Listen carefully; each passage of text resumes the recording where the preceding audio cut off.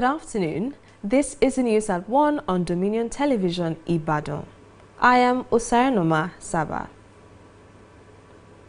The House of Representatives has rejected a constitutional amendment bill seeking to mandate the rotation of the offices of the President and Vice President among the 6 geopolitical zones. The bill was one of 7 proposed constitutional amendments listed for consideration during the plenary session presided over by the Deputy Speaker, Benjamin Kalu, with 7 bills ultimately rejected. However, the House resolved to reconsider the bills individually on their merits during today's sitting. The Independent Corrupt Practices and Other Related Offences Commission, ICPC, has arraigned a federal civil servant, Mrs. Esther Oluwafunmilayo Moses, before the Federal Capital Territory High Court for allegedly forging official posting documents and unlawfully manipulating the integrated personal and payroll information system to draw salaries while under suspension. According to a press release issued by ICPC spokesperson Demola Bakare, the defendant, a principal administrative officer with the Federal Ministry of Humanitarian Affairs and Disaster Management, is facing a 3-count charge bordering on forgery and fraud. The Commission alleges that Esther forged a posting letter dated 20th January 1998, purportedly issued by the Office of the Head of Civil Service of the Federation. It further stated that she submitted documents including the posting instruction, appointment letter, and confirmation of appointment were all falsified. The theatre commander of Operation Hadinkai, Major General A.E. Abubakar, has revealed that terrorists operating in Nigeria's northeast have begun deploying armed drones in their attacks. General Abubakar made the disclosure during a press briefing where he outlined recent developments in the fight against insurgency. He warned that such drones, similar to those used in conflict zones like Ukraine and Israel, are difficult to detect with conventional radar systems, posing a serious challenge to military defenses. The Nigerian Meteorological Agency, NIMET, has forecast sunshine and thunderstorms from Wednesday to Friday across the country. NIMET's weather outlook, released in Abuja, envisaged sunny skies on Wednesday over the northern region, with prospects of isolated thunderstorms over parts of Taraba, Borno, Kaduna, Kebbi, Zamfara, Bauchi, Gombe, and Adamawa during the afternoon-evening hours. It predicted thunderstorms over parts of Imo, Osun, Ogun, Oyo, Ondo, Enugu, Anambra, Edo, Rivers, Cross River, Bayelsa, Akwa Ibom, and Delta later in the day. On the foreign scene, South Africa's President Cyril Ramaphosa has called a group of 59 white South Africans who have moved to the United States to resettle cowards, saying they will return. The group of Africans arrived in the U.S. on Monday after President Donald Trump granted them refugee status, saying they faced racial discrimination. But Ramaphosa said that those who wanted to leave were not happy with efforts to address the inequities of the apartheid past, terming their relocation as a sad moment for them. United States President Donald Trump has met the Syrian interim president, Ahmed al-Sarraj, in Saudi Arabia this morning. The brief meeting came after the U.S. lifted sanctions on Syria, saying the move is designed to give the nation a chance at greatness. The two held brief talks ahead of a larger gathering of Gulf leaders in Saudi Arabia during Trump's tour of the region. Israel has issued evacuation warnings for 3 seaports in Yemen after the Iran-aligned Houthis had fired a missile towards it. It reported the missile launch while U.S. President Donald Trump was on a visit to 3 Gulf states, Saudi Arabia, Qatar, and the United Arab Emirates. The Israeli army said that the Ras Issa, Hodeidah, and Salif ports were being used by the Iran-aligned Houthi group. Japan's Chief Cabinet Secretary Yoshimasa Hayashi has said that a self-defense force training aircraft crashed after taking off from a military base in central Japan. Hayashi said that the aircraft was carrying 2 people on board when it disappeared from radar while flying near Inuyama City in Aichi Prefecture. Shortly after, the local fire department received a call reporting that something resembling an aircraft had crashed into a pond in Inuyama. Now talking sports. Outgoing Bayer Leverkusen manager Xabi Alonso has decided to skip his vacation to start work at Spanish La Liga giant Real Madrid. Alonso had a few days ago announced his departure from Leverkusen at the end of the 2024-2025 season later this month. The 43-year-old has agreed to a 3-year deal with Real Madrid to become their new head coach. The former Real Madrid midfielder will replace current manager Carlo Ancelotti at the Santiago Bernabeu. You can visit our website on www.dominion.org.ng to watch us live and interact with us. You can also follow us across our social media platforms: Facebook, Instagram, TikTok, YouTube and LinkedIn at Dominion Broadcast, and on X at DominionCast. That ends the news at 1. I am Osarenoma Saba.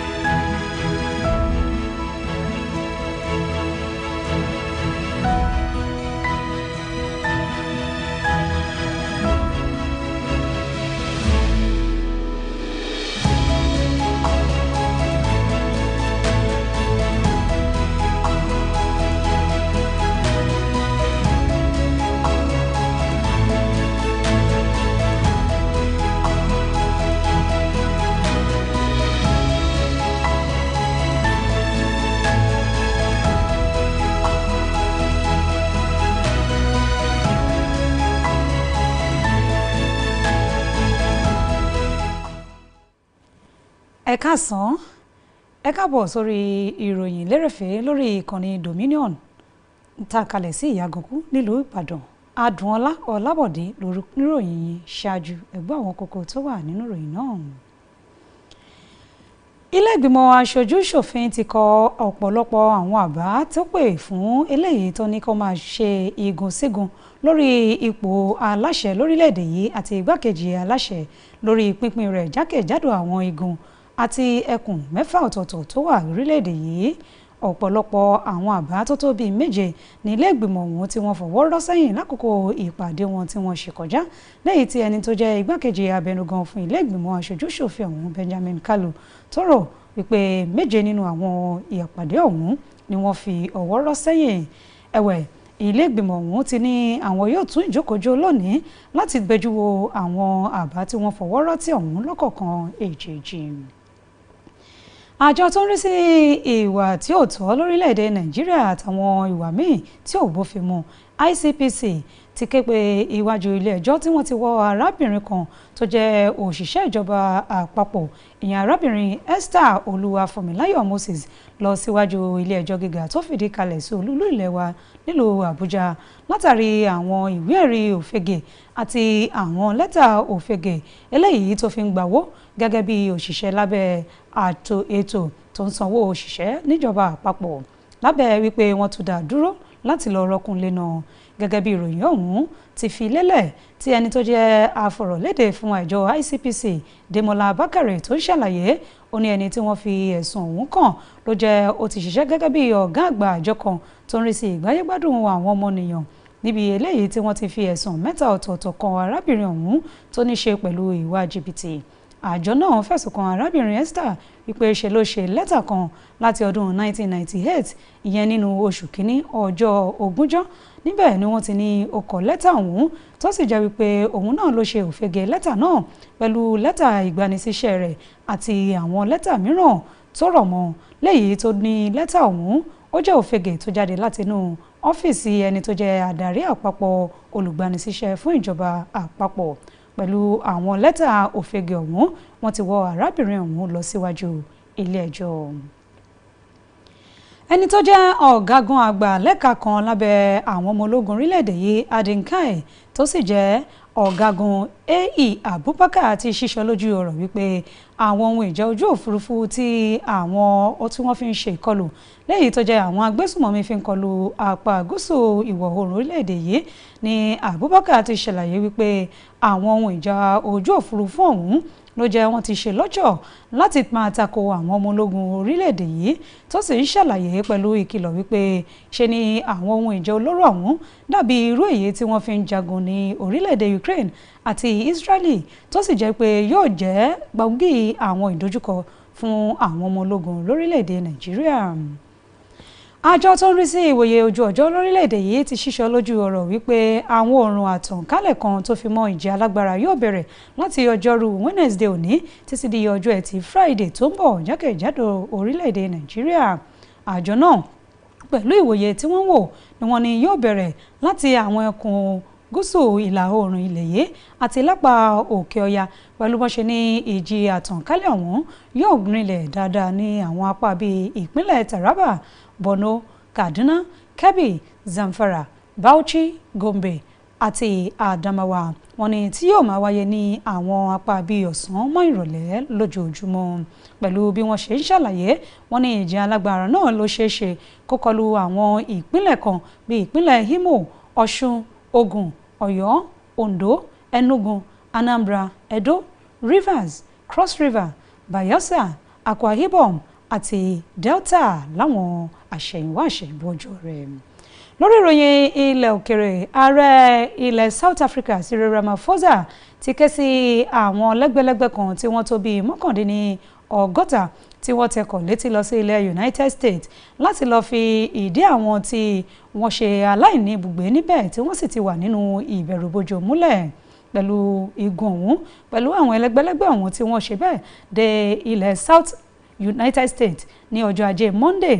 Níbẹ̀ ni ààrẹ ilẹ̀ South Africa síbẹ̀ tó ń sọ̀rọ̀ wípé ààrẹ Donald Trump ló ti kọ́kọ́ kéde wípé òun ti pèsè àyè kan fún àwọn tí wọn ò ní ibùgbé níbẹ̀ léyìí tí ààrẹ ilẹ̀ South Africa Ramaphosa ní òun rí gẹ́gẹ́ bí ìdẹ́yẹsí tó sì jẹ́ wípé inú àwọn tí wọ́n ṣí nídìí láti wà ní ibùdó tí ìjọba ilẹ̀ US pèsè fún wọn ò fẹ́ láti kúrò níbẹ̀ pẹ̀lú àìdùnnú ọkàn. Àbẹ̀wò tí ààrẹ ilẹ̀ United States Donald Trump tó ṣe lọ sí apá Syria níbẹ̀ láti lọ bá ààrẹ Ahmad al-Sharaa nínú ìpàdé kan ní ilẹ̀ Saudi Arabia lóòrọ̀ tòní ni wọ́n ti ní ìpàdé ọ̀hún yóò jẹ́ oníyàjóyàjó láti forí ìkòkò sọ̀dún ojú ọ̀nà àti máa gbé àwọn ìwà ìjìyà àti ẹ̀sùn tó bá ní ṣe pẹ̀lú ìjìyà orí ilẹ̀ Syria kúrò lójúnà àti fààyè gba àwọn náà fún ìdàgbàsókè tó lọ́rìn. Àwọn adarí méjèèjì ọ̀hún ló jẹ́ wọ́n tún lẹ́yìn ìpàdé wọn tí wọn yóò tún rí àwọn adarí káàkiri ilẹ̀ Saudi Arabia láti ṣe bẹ́ẹ̀ kí ààrẹ Donald Trump kí ìrìn àjò tó rìn wá síbẹ̀.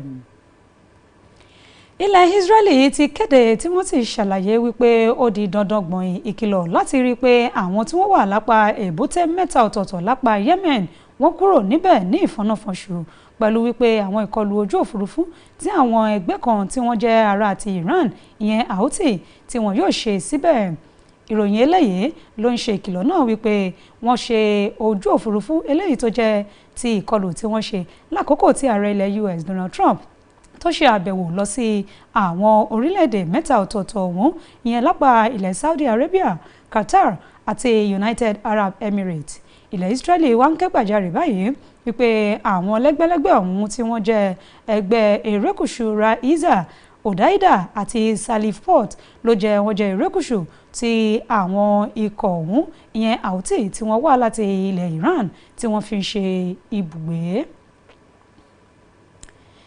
Ìkọlù kan tó wáyé ní ẹnìkan tó jẹ́ adarí akọ̀wé nílẹ̀ Japan Yoshimasa Hayashi tó kéde wípé pẹ̀lú bí wọ́n ṣe ìkọlù sí àwọn irinṣẹ́ ológun pàápàá jùlọ eléyìí tó jẹ́ ọkọ̀ ìrìnàjò ojú òfurufú ti àwọn tí wọ́n ń gbáradì fún ọmọ ológun nípìnlẹ̀ Japan nílẹ̀ Japan ọ̀hún ni Hayashi ti ṣàlàyé wípé ọkọ̀ àwọn ọmọ ológun ọ̀hún ló gbé àwọn méjì tó sì ń rìnrìn àjò lọ sí apá Rada pẹ̀lú ìrìn àjò tí wọ́n rí ọ̀hún ni wọ́n ní wọ́n fẹnu gúnlẹ̀ ní apá Inuyama tó kọrí sí Aichi.